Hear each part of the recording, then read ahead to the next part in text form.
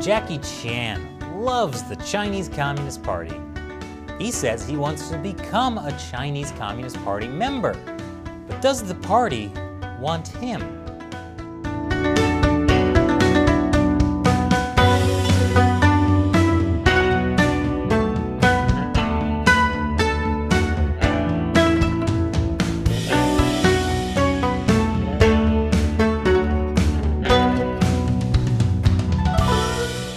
Welcome to China Uncensored. I'm Chris Chappell. World-famous martial artist and actor Jackie Chan is making a desperate plea to the Chinese Communist Party. 我很荣幸成为一个中国人，但是我也很羡慕你们是党员，就觉得共产党真的太伟大了。党讲的话，他们承诺的东西，不用100年，几十年后一定会实现。我要做党员，谢谢各位。Yes, he wants to be a Chinese Communist Party member. Please, oh please, let him in. And while Jackie Chan's bootlicking would embarrass even Smithers, he may not even be good enough for the CCP, which I'll get to in a moment. But first, I'd like to say that Jackie Chan used to be cool. Here he is singing at the Concert for Democracy in China. It was held in Hong Kong, his hometown, to support the Tiananmen Square student protesters in Beijing. That was just 1 week before the tanks rolled in. And here Chan is in Taiwan in 1992, receiving one of the 10 Outstanding Chinese Youth Special Awards, and shaking hands with Taiwan's first democratically elected president, Lee Teng-hui. It doesn't seem like Jackie Chan would have been the type to support the Chinese Communist Party. But that all started to change after the 1997 transfer of Hong Kong to Chinese rule. Then, Chan seems to transform himself from a proud Hong Konger into a proud Chinese nationalist. And in that weird brainwashed way, where he conflates being ethnically Chinese with loving the Chinese Communist Party. This next clip is from 2009, when Jackie Chan was invited to speak at a cross-strait symposium as Hong Kong's tourism ambassador. 有自由好还是没有自由好？真的，我现在已经混乱了。太自由了，就变成香港今天这个样子，很乱，而且变成台湾这个样子也很乱。我慢慢觉得，原来我们中国人是要管的。According to Chan, both Hong Kong and Taiwan are just too free, like pets without a leash. They're in desperate need of control. They need the warm, loving, iron fist of the Chinese Communist Party. By the way, Chan's whole thing about countries with too much freedom being chaotic is straight out of Communist Party propaganda. In 2013, Chan was appointed to join the Chinese People's Political Consultative Conference. Appointments are often used as a way to boost celebrities' egos while making the party look like it's open to outside ideas. Hint, it's not. Unlike America, a place where a celebrity can push for criminal justice reform and actually get it done. In China, it's the opposite. The Communist Party gives people high-up positions as a way to control them, and the party is not open to constructive criticism. This year, Jackie Chan was also given membership to Hong Kong's newly reformed election committee, where a group of unelected people get to participate in a rigged election to determine the next leader of Hong Kong. Chan is also a vice chairman of the China Film Association, which refers to itself as an important force for the prosperity and development of socialist literature and art and the construction of a strong socialist cultural country. And by development and construction, they mean endorsing censorship. Here's an interview Jackie Chan did with CGTN in August 2019 as the anti-Chinese Communist Party protests were raging in Hong Kong. 这些年我去过很多不同的国家，而我们的国家正在快速的发展，让我所到之处都感受到身为一个中国人那种自豪。五星红旗在全世界都受到人家的尊重。香港是我的出生地，也是我的家乡。中国是我的国家，我爱我的国家，我爱我的家乡。So what was Chan doing in June of that year when the Hong Kong protests were happening?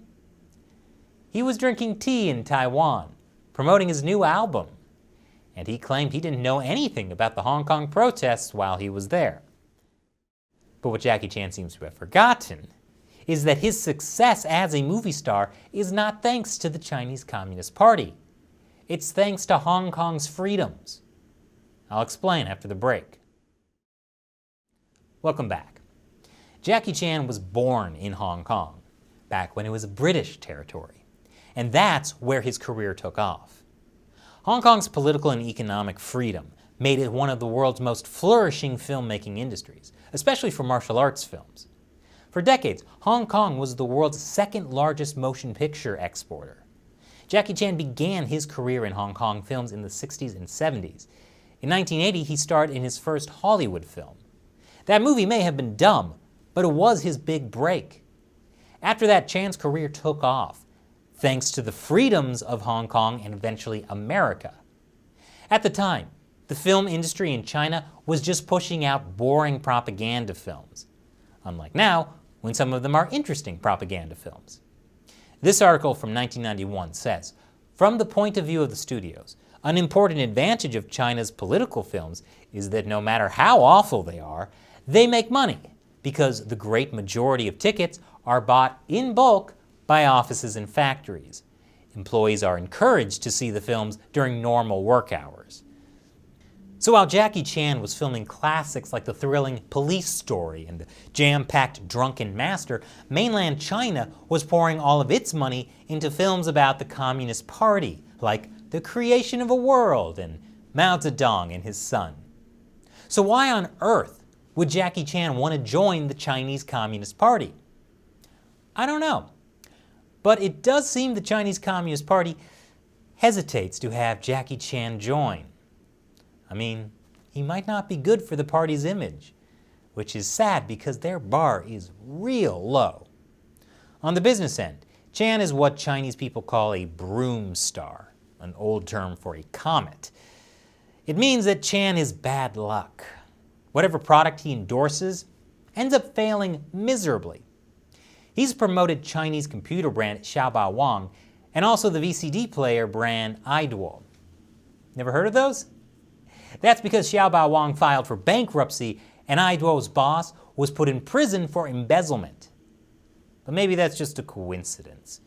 Those Chinese manufacturers would have fallen on their own. Jackie Chan even said it himself. 我要买一个电视机，我买什么？我一定买日本的，中国的会爆炸。为什么呢？因为中国很多品牌不给人家有信心。 Whoops, that won't get you into the Communist Party, Jackie. Chan also ran promotions for Bawang shampoo, which later was found to have carcinogens. Chan was also the spokesperson for Yujia Real Estate, but in September 2020, 2 of his Beijing luxury condos developed by Yujia were seized and auctioned because Yujia hadn't paid its debts. Plus, the boy band Jackie Chan manages is a total flop. So needless to say, Jackie Chan isn't very good at non-movie stuff. But the biggest backlash from critics of Chan's wish to join the Chinese Communist Party cite his embarrassing personal life. Many have said on social media that he has cheated on his wife and that his son has used drugs, both of which would disqualify him from party membership.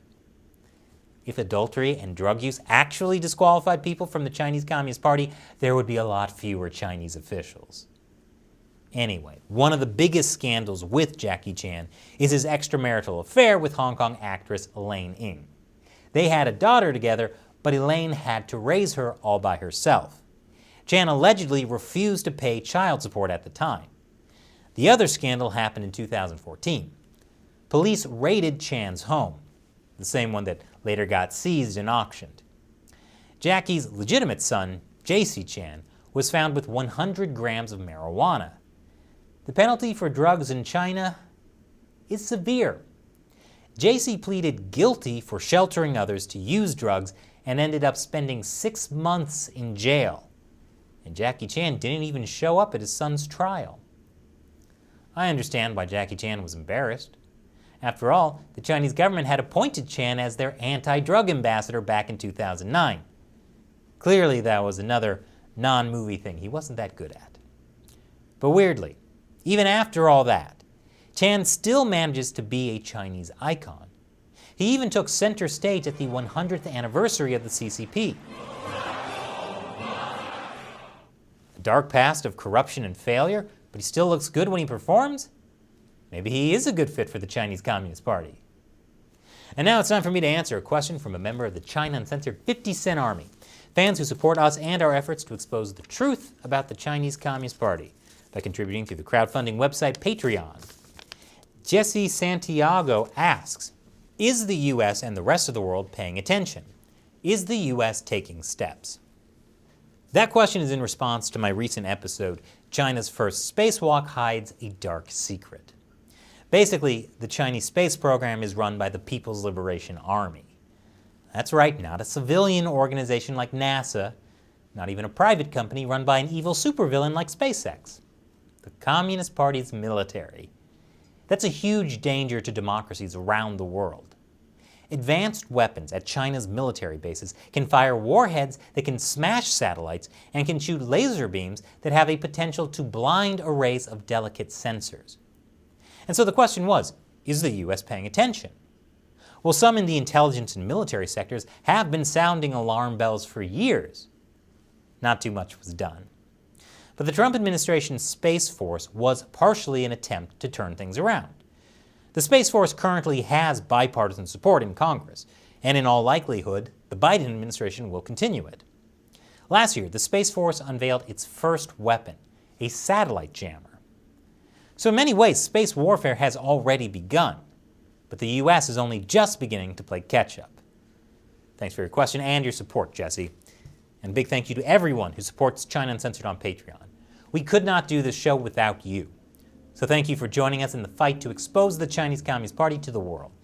If you're interested in joining, head over to patreon.com/China Uncensored.